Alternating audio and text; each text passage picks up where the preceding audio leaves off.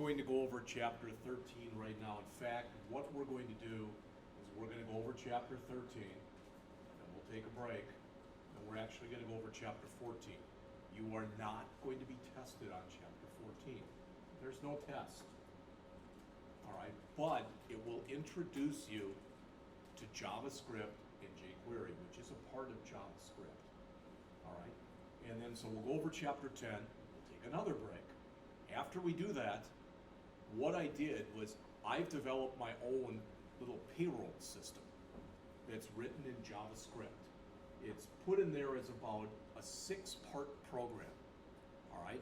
And what I did was I sent all of you this morning the comments for each part of it. So we're gonna build at least part 1 today. It's not really very much code, it's really not. And if there's time, we'll go through part 2 also, just so you can start to see what we're gonna be doing, okay? Now, tonight, and I promise you this, tonight, I'm going to go through and thoroughly grade the tests, the hands-on test that you took the other day. Then tomorrow, what we're going to do, at least at the beginning of class, is we're going to go over those.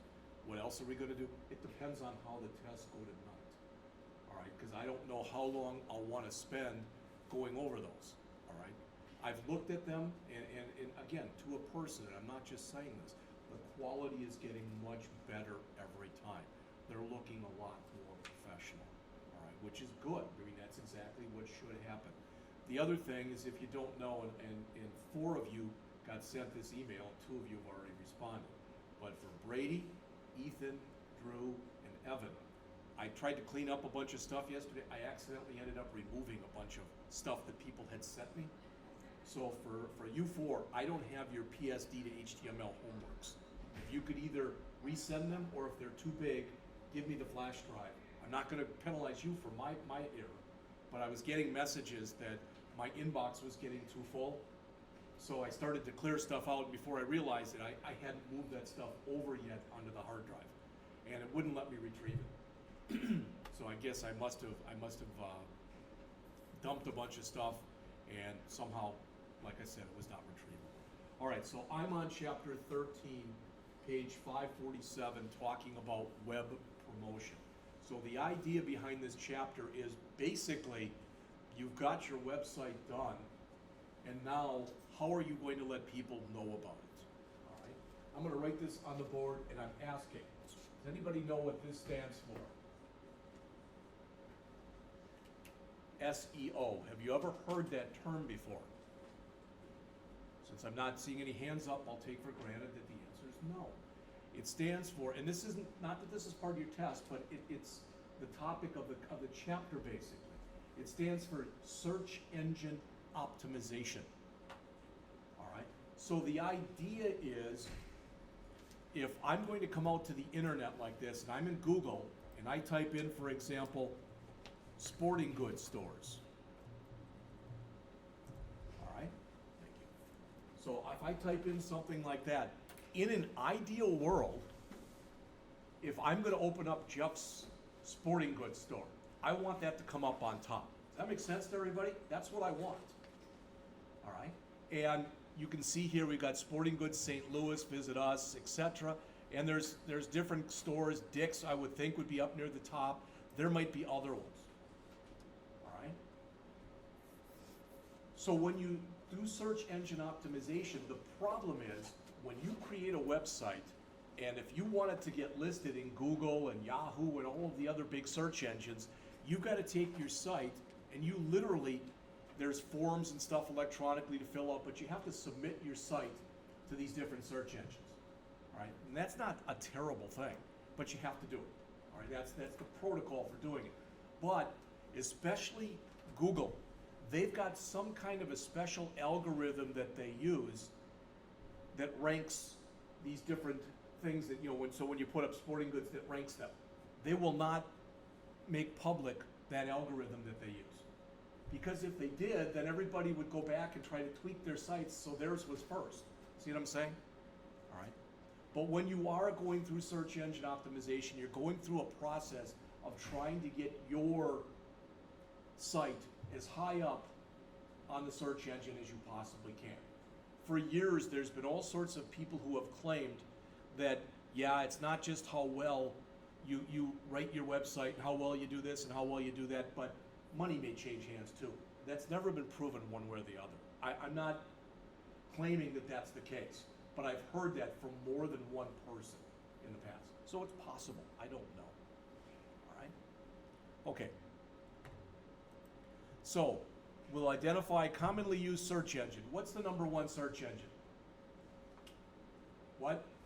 Everybody say it loud. Okay, now you just got 4 points on the test, because that's one of the questions on the test. It's Google. And Google's about 70%, somewhere around there. Might even be more than that. It's in the chapter here. Second is Yahoo, which I think is about 10 or 15%. Third is Bing. No matter how much Microsoft tries telling you how great Bing is, and maybe it is, I don't know. You know, maybe you use Bing. There's nothing wrong with using it. There's other ones that have come and gone through the years. I don't know if you remember, it's probably still there. There was Jeeves. They had a little cartoon that looked like an English butler. All right, that was their logo, so to speak. There have been other ones. There are other ones out there as well. Changed it to Ask now. What's that? They changed it to ask.com now. Okay. So we'll identify commonly used search engines and search indexes. One of the questions on the test, one of the questions that's on your review sheet is what's the difference between a search engine and a search index? It's one of the questions that's on there.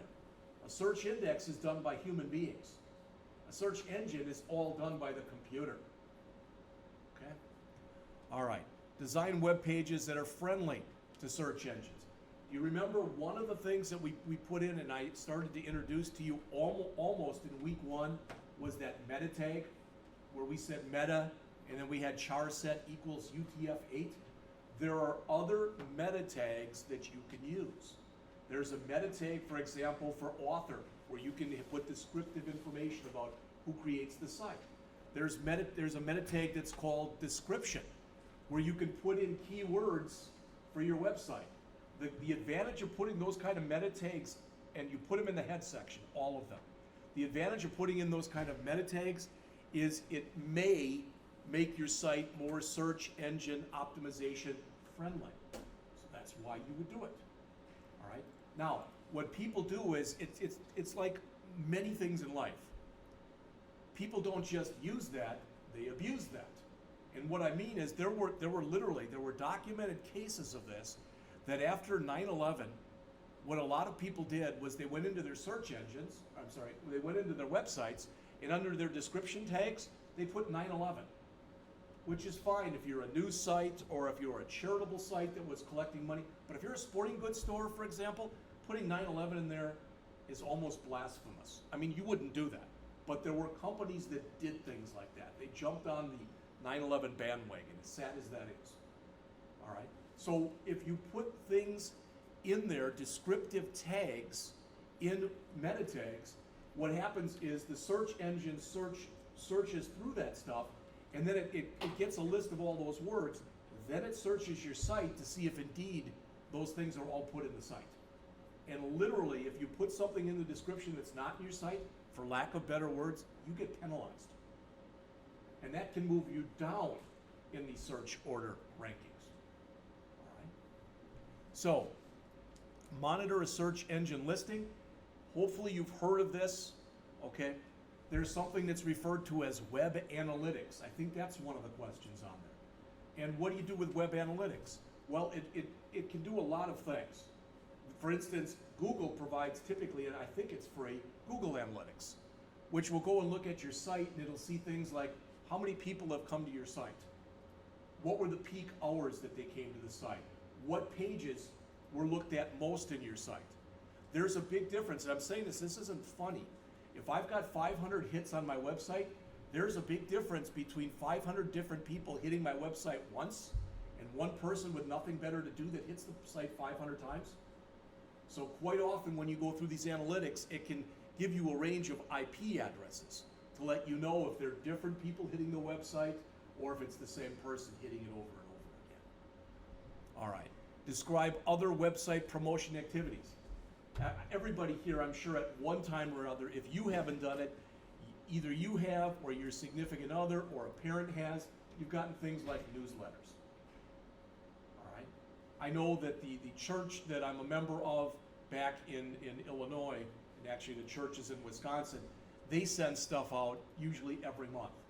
It's funny because they complain about the fact that they're in the hole so much, yet they keep sending out colored newsletters, which I don't understand, because to print them in color, it's going to cost more money. Plus, rather than just leave them at church and telling people to take them, they send them out. But newsletters are a really good way of doing it. There's other things that you can do too. All right, you might have been in one site and you might see ads for another site. Okay, and we'll talk about some of that stuff as we go on. And then finally the chapter, and there was only one question on the test on iframes, I threw it out.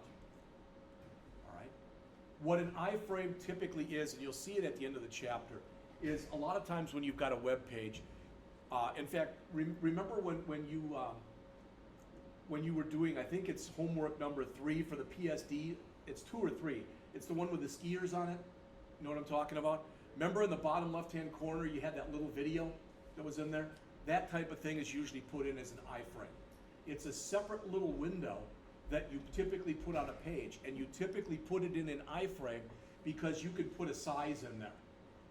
And you can link it up, and there's a lot of different ways and things that you can do that make it much easier for you to use. All right, so as it says, you built your website, you want people to come, so what are you going to do so that they do come?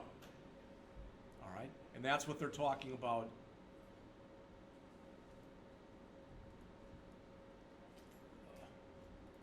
If I get this to a stereo, I need that. Okay, so they say that a search engine is a popular way to navigate and find websites.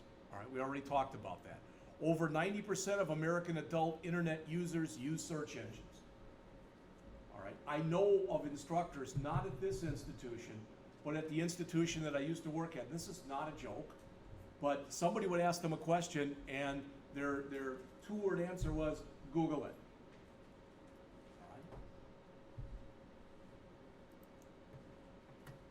So as it says there, let's see, Google had 70.8%, Bing was second, I'm sorry, at 9.83, Yahoo was third at 9.57. Is this the old Jeeves, Badoo, is that what you said it was called? Okay, but that's 7.52, I've never even heard of that one. Yeah. Okay, but you could literally Google search engines, and you can find out different search engines that are out there if you have an interest. All right, so it says Yahoo originally was a search index, also called a search directory. Each site that's submitted is reviewed by a person. An example of a search engine, and they give you one here. So again, that's on the test. A search index, all right, is going to be done by a human being. A search engine is software.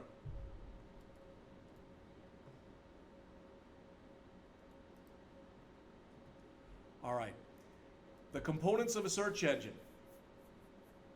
This is one of those questions that's on the test that says, what are the components of a search engine? Here's a hint. I choose all of the above, all right? Because they ask something like robot or database or search form, so they list those, okay? Usually she writes her tests in such a way that if it looks like 2 answers, if you're pretty sure they're both right, and one of the answers in there is all of the above, that usually is the answer there. All right? But, so what's in there? You may not know what a robot is. When I'm not talking about like a robot that you program, I don't mean that. Sometimes robots, they're also known as a spider or a bot. What happens is, okay, I gave you the example before. I'm going to start Jeff's Sporting Goods. Let's just pretend I am. So I create a website, I think it's all ready, so I submit the site to Google, for example. What happens then is Google runs their own software, their own robot software that goes through every page of my website. And it makes sure that the page is set up for accessibility, it checks my meta tags, etc. It makes sure that my page validates, it does all this stuff for me automatically. All right, it's stuff I should have already done, okay? I mean, if I know what the heck I'm doing when I'm creating a site, I should do that. All right? So that's what the robot does. It goes through there, it checks all of your hyperlinks. That's a big one too. Make sure you don't have any dead links. All right, so it does all that stuff. All right, normally there's a file, and I think this is what it's called. I think it's usually called robots.txt. I might have some pages on my website that I don't want the spider to look through. In other words, I might have some pages on the site that have information, not about passwords, but maybe information like a directory structure or something like that on the page that I don't want the search engine to look through.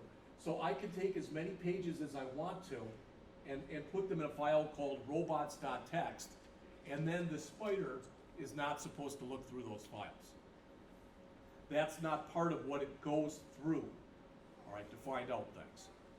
All right, database. You all probably think you know what a database is, and if I asked you to define a database, you probably could, and give me at least a halfway decent answer, all right? This is the way that I try to define a database. If I'm sitting there and I'm typing, you know, and I type my name,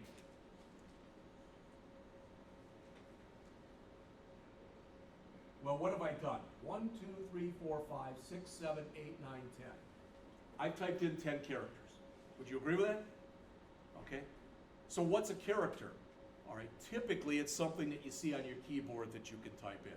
There are other special kind of characters, things known as control characters and other things. That's not important. But a character is typically something that appears on the keyboard that you can type in. Okay? If I take one or more of those characters and I relate them together, then, so we talked about a character, then you've got a field. So what's a field? A field is one or more related characters. So in this example, I have two fields, a first name field and a last name field. That makes sense? All right. A record is one or more related fields. So I might have a record on me that might have my first name, my middle initial, my last name, my address, my city, my state, my zip, my social security number, etc. All that good information. All right? Well, sooner or later, I'm going to have a bunch of records. Maybe I've got a record of each one of you in here. I don't know what I've got access to. I've never looked at it. I don't really care. All right? But probably, in fact, I know that I can find this out. You may or may not know this, but you all have a rank and ID number. I know because certain times when I fill out certain forms, I have to put that down, and I always forget how to find it. And I have to ask Charles. He just finds that funny. All right? But the point is, if I've got one or more related records, that goes into a table.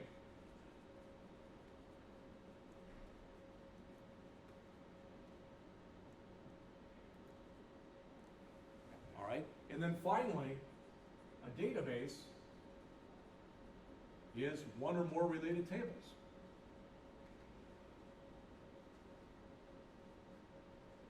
And hopefully you notice that one word that appears in all of these, related, related, related, related. Because the type of database that's almost always used is called a relational database. And there are several kinds of relational databases in here. All right? Sometime, probably in spring, I'm going to be meeting with Evan, and I want to find out how he goes over databases with his class. Okay? That said, I'm probably not going to do it that way, because I think I know how he does it. All right, I'm going to teach you databases my way, and you're going to end up learning probably 3 different types of databases doing it. And so, well, that's tough. Well, one of them is access. And I'll say this, and I don't say this to be derogatory, but any idiot can learn access. And I don't mean that any of you are idiots. I don't at all, so please don't think that. But I'm just saying anyone can learn access because it's very graphical, and it's fairly easy to use. So we might spend literally a week going over access. So if you already know access, you probably won't learn very much. But the book that we're scheduled to use for fall of next year is on ASP.NET, and it uses Microsoft's relational database that's called SQL Server. And there's nothing wrong with it. Access is also a Microsoft product, all right?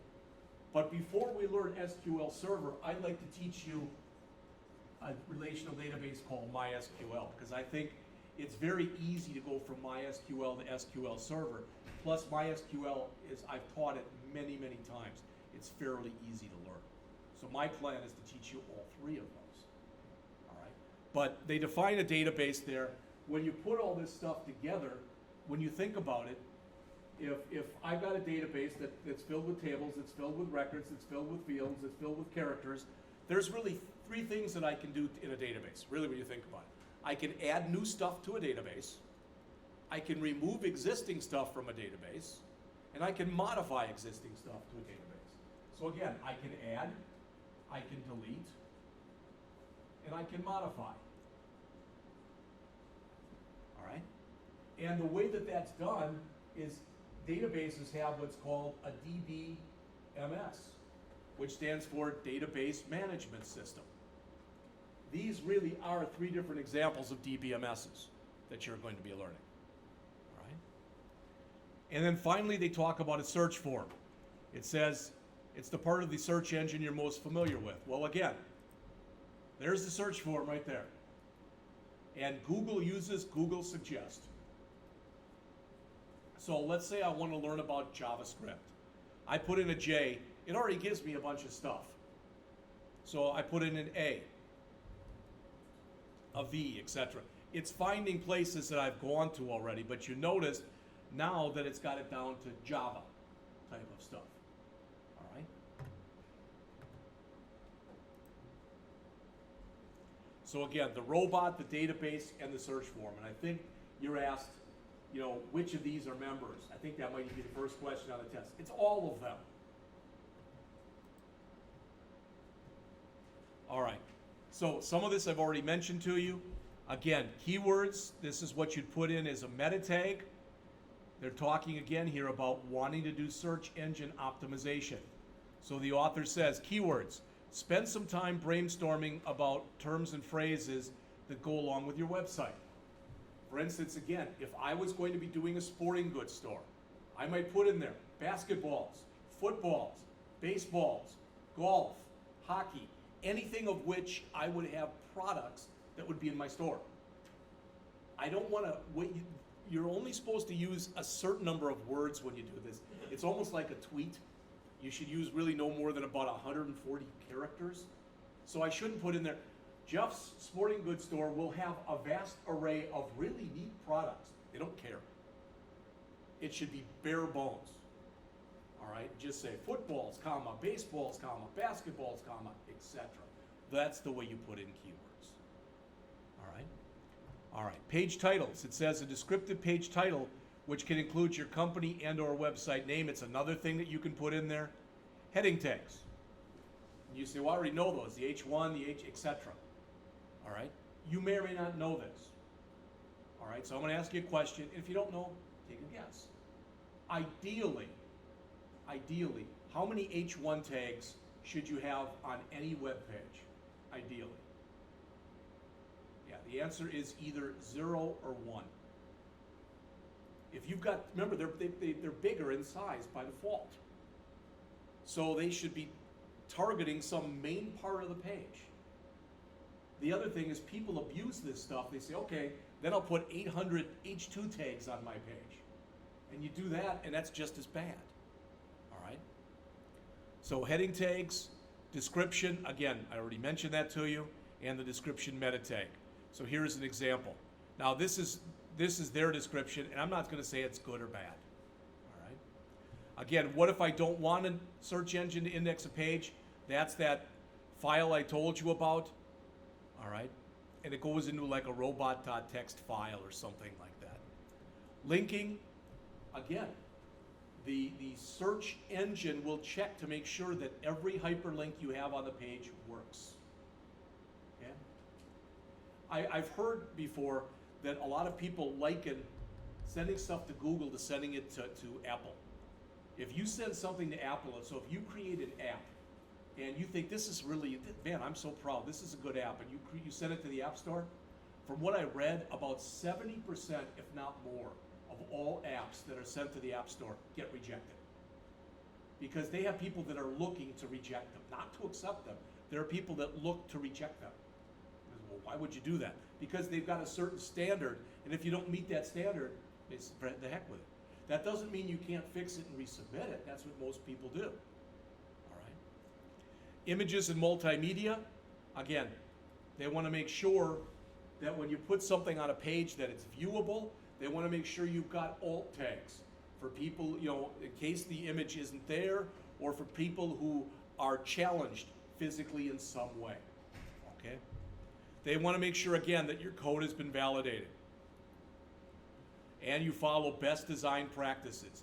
I'm not going to go there, but if you click that hyperlink, at the end of chapter 5 in the book, and I don't remember what page it is, I'm not going to go back and look, they had a list of best practices, all right, that you should follow.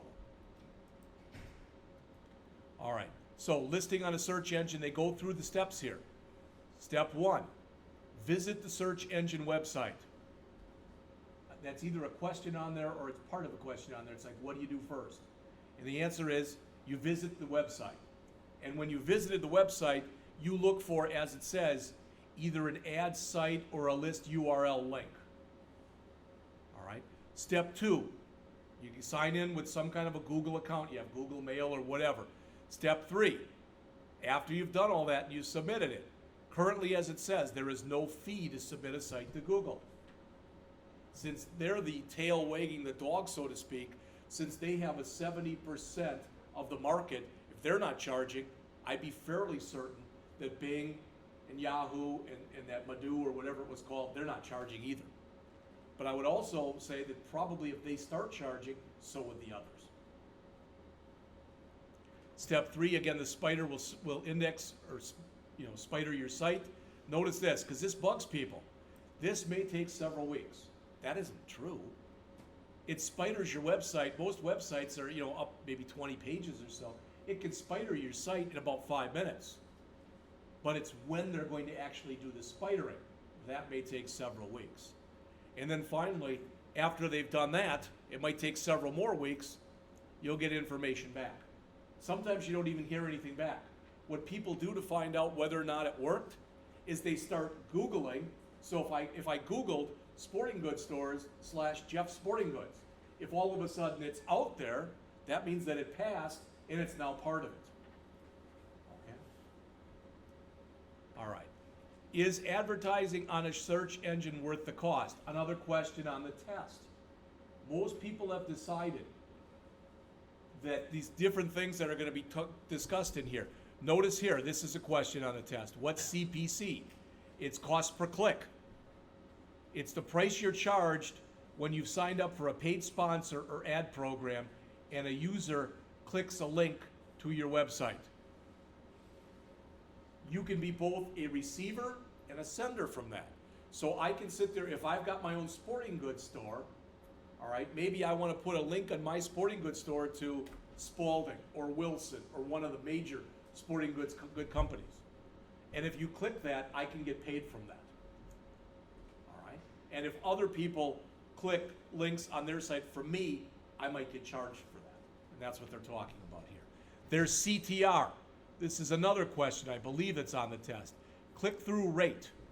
It's the number of times an ad is clicked to the number of times it's viewed. This analytics is down to such a science that not only can they tell what page you've looked at, but they can tell how long you were there. I'm not going to ask because I know the answer in some way or other for everyone in here is yes. You've all at one time or other been on a website and clicked an ad for whatever, because it looked kind of cool or whatever, and you clicked it and you're like, that's not what I thought it was, and you just close it. We all do that. That's what analytics can help look for you. All right? All right. Another question on the test. You may have seen this. You may have seen if you go out to a website and you look on the bottom of the page, there might be a hyperlink down there that says sitemap. And if you click that hyperlink, it shows you a list It almost looks like a list of hyperlinks to different pages on the site. That's a sitemap. That you can typically see. On the other hand, an XML sitemap, XML is an acronym that stands for Extensible Markup Language. An XML sitemap is not viewed by human beings. It's used by search engines. So remember that. All right? An alliance says there's a number of alliances between some search engines and search directories. All right? And they can change over time. We'll talk about that, something like that a little bit later.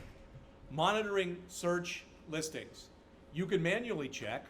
So there's certain things you can check yourselves. But again, I think there's a question on there about what is web analytics. All right? And if you look here, you look in the blue on the screen, it says that it's the measurement, collection, analysis, and reporting of internet data for purposes of understanding and optimizing web usage. All right? Let's just put that into a couple words. It's statistics about your site that give you information about your site. All right? Now, that's my verbiage. Unfortunately, that's not the verbiage probably the author will use. She'll use something more like this. So again, this is page 555 in the book. You have to go back and take a look at it. Again, Google offers free analytics at google.com/analytics. It provides information like your audience, the traffic that's coming through, the content, the conversions. I might have what I consider to be the coolest page on my site, but it might either be so hard for people to get to, or other people might not think it's cool, and I might be spending a lot of time on this page, and I can look through analytics and find out nobody's ever going to that page. And if that's the case, why am I spending all this time working on it if nobody's ever going to?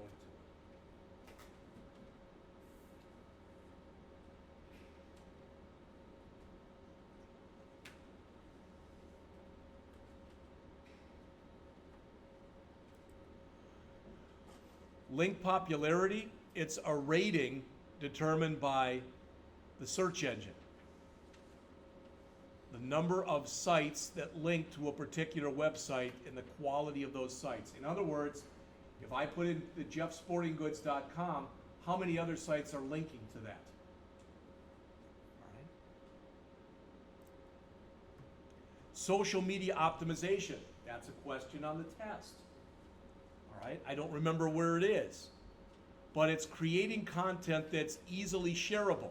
When you think social media, most people think of one of two or three things: Facebook, Snapchat, Instagram, LinkedIn, all right, etc. So you're trying to set that, you know, how many of you can say you've gone to a site, you've never gone to a site where you see buttons on there? Hell, we created them in class, didn't we? For the Facebook and stuff like that. You see that because that is a way for people to advertise. There is a company out right now, I don't remember what it's called, but they have actually what I consider to be very effective commercials, and they have people come in, supposedly real people, I don't know if they're real people or actors, but they say, the one guy says, like, I've got a plumbing business, and I wanted to get more business. So I contacted so-and-so, and they showed me how I could basically advertise my site through Facebook. That's both a blessing and a curse. It's a good thing because what Facebook does is it allows you to get to an even bigger audience. That's the good thing.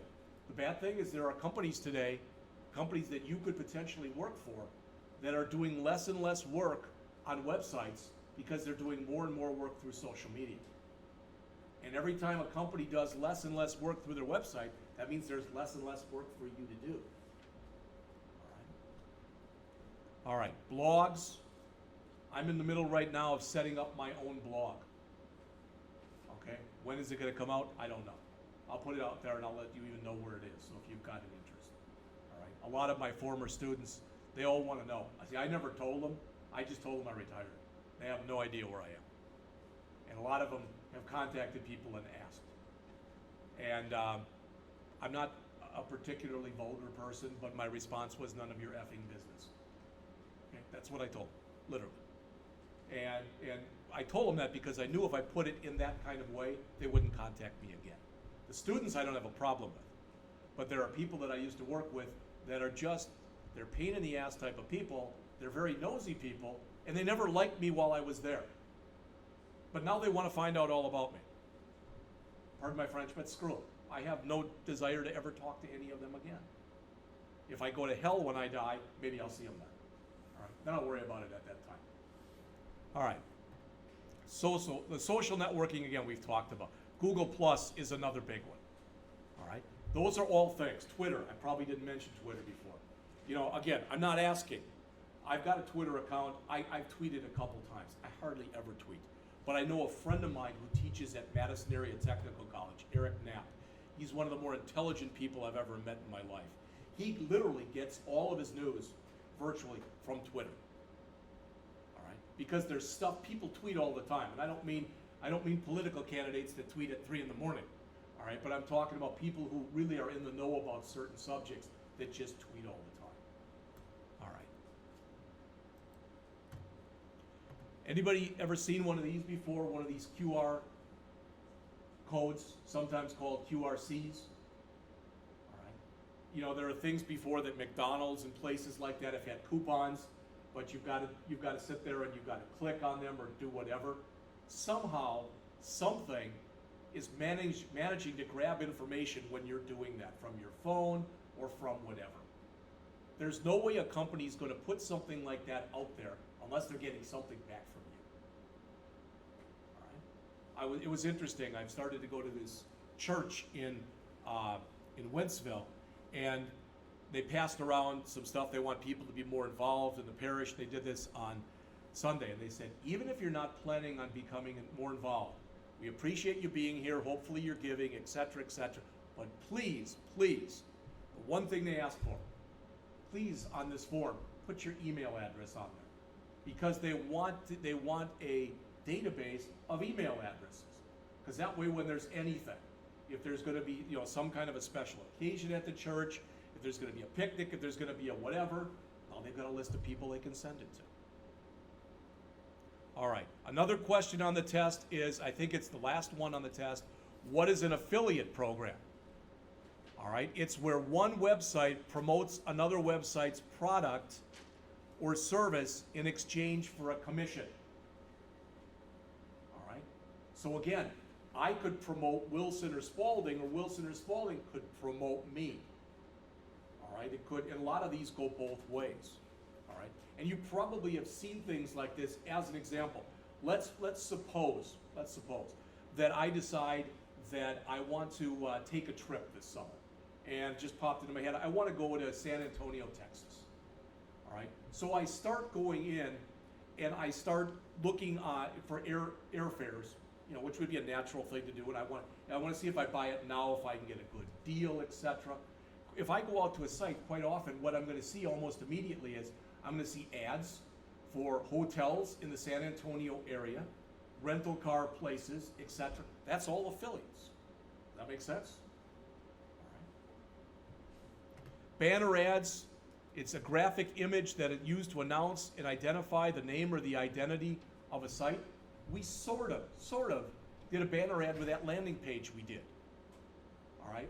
We could have changed it around instead of having that Wild West picture, etc. We could have had something else and said, hey, coming in this number of days, and had it flash, blink on and off, or do whatever. Banner exchange, where again, you might show somebody else's site, they might show yours. Reciprocal, this is all stuff we've been talking about. I mentioned newsletters to you before. Another question that's on there is, what is stickiness? Stickiness is not getting people to your site, it's keeping people at your site. So if I click a link that sends me to someone else's site that opens up in a new window, they want me to stay at that site for whatever reason. If I stay at that site, oh, this is cool, and I start looking through it, then that site is sticky. Make sense? All right. Personal recommendations. Again, this is, to me, in many ways, this is unfortunate. Do you know how most people still today get jobs? Does anybody know? especially in like IT and more areas like, it's nepotism. In other words, your dad got a job, your mom got a job, your cousin got a job, they get you in. First job I ever had was at a food store. My brother had worked there 3 years earlier. No joke, my entire interview, because the same manager was at the food store that was there when my brother left. His name was Terry Anadel. He said, "Hi Jeff, how's Mike doing?" I said, "He's doing really well. He's now working at so-and-so. Can you start Monday?" That was my interview. And I remember thinking, man, this is pretty freaking easy. Of course, no joke, this was back in early 70s. Okay, we can offer you $1.65 an hour. That's what I made. All right? And at that time, you didn't have to get a social security number. You didn't have to get one until you got a job. Not like it is today. And I didn't have a social security number. It took 5 weeks to get one. All right? So they would not pay me until I had a social security number because they had no number to take the social security charges out to. I remember getting my first check and thinking, cool, it was over $500. And after social security and other taxes, because I was single, I made about $200. And I remember showing it to my dad. I said, "This isn't fair." I said, "Look at this." And he just smiled. He said, welcome to reality," and just walked away. Maybe you watched the old show, and I know it's around in reruns, but you may or may not have watched it. It was on, but I still remember the Friends TV show, Jennifer Aniston, Rachel Green, when she said, "Who is this FICA? And why is he taking all my money?" You know, because it happens, right? All right. People still use traditional media ads. You still see stuff on television. Okay. For example, and I don't know if I've ever seen a Rankin ad on TV, but if I was going to see a Rankin ad on TV, the chances are pretty good. I'd see them the end of June, all of July, and the beginning of August to try to hook me in then. If you've got if you've got colleges that pick up a lot of people in January, then I'd say starting right after Thanksgiving, all of December, and going into early January type of an idea. All right, the last thing again is frames, and they give you an example. The example, they just put a picture in here, but it could be anything. So it could be a video, like I mentioned, it could be anything. And that's it. So we've got a really good start, I think, on you answering the stuff that's on that review sheet. All right? We'll probably end up going through that maybe even tomorrow. Okay, so let's take a break. When we get done with the break, I'm going to jump right into, again, Chapter 14, which is the last chapter of the book. So even though you'll have one more test on Chapter 13, even though you will, all right, this will be the last day that I go through anything that's in the